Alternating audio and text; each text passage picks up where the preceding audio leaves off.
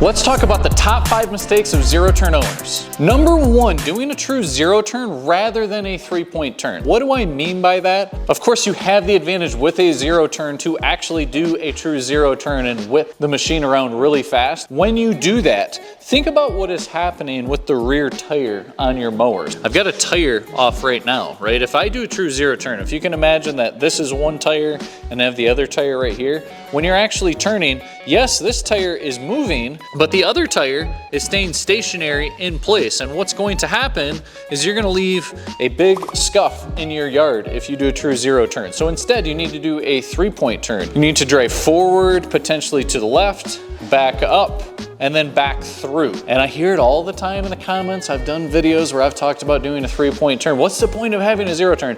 It does not take that long, people, to do a 3-point turn. And that absolutely saves your turf. If you imagine doing that with a riding lawnmower, the turning radius, the maneuverability, it's not anything like a zero turn mower. So you're still getting the benefits of a zero turn mower if you do a 3-point turn. Number 2 is cutting your grass too short. Rule of thumb, you should be cutting about 1/3 of the grass off. When you cut this too short, it actually puts a lot of stress on your lawn. It's not gonna grow nearly as healthy. Also, if you're cutting off too big of chunks, you're gonna leave a lot of thatch. You're gonna leave a lot of grass behind. It simply doesn't look nearly as good either. Thirdly, by cutting your grass too short, you're actually gonna lose some of that striping effect. People like a zero turn mower because they want a nice looking yard. Well, if the grass isn't tall enough, it can't flop over. It can't give that striping effect that you're actually trying to achieve. Number 3, ignoring basic maintenance. I'm not even talking about the maintenance of just getting your oil changed once a year or every other year, whatever the case. These are things you can do that take very little time.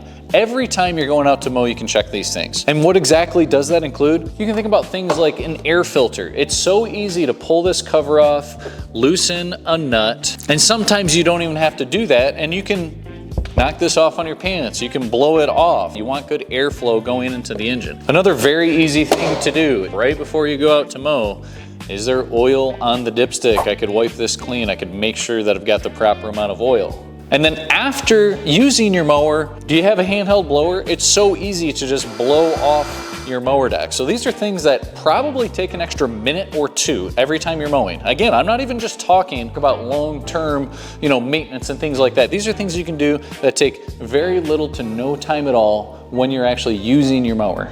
Number 4 is cutting with dull mower blades. We're looking to achieve a great quality of cut, hence getting a nice machine like a zero turn. So you're gonna leave scragglers behind if you are cutting like this. It's very easy to get a basic machine like this to be able to grind the mower blade, to get an angle grinder.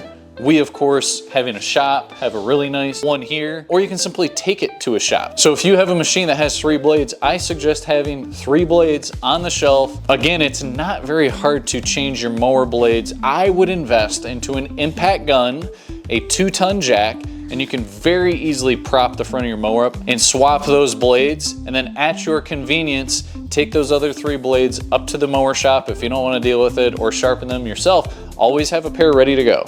Number 5 would probably be ignoring an oil leak or knowing you have an oil leak and continuing to top it off and not get that leak fixed. Why is this such a big deal? Because it just takes one time of you forgetting to top it off that you run your machine low on oil. If a machine's run low on oil for even just a short period of time, that's when you blow engines, that's when you blow transmissions, and it's very simple to see when you're actually dealing with an oil leak. So if you're not on top of that and you run it too low for an extended period of time, whether it's the engine or a transmission, some of them have external filters. If you look down here, there's nothing sitting in the reservoir. If you run it for an extended period of time, that's what prematurely kills a machine. Now, you probably watched this video because you have a zero-turn mower, you don't want to make a mistake, but maybe you're thinking about buying a zero-turn mower. We have a video that we've done as well, the top 5 mistakes of people that are buying a zero-turn mower. So if you want to check that out, till the next video, we'll see you.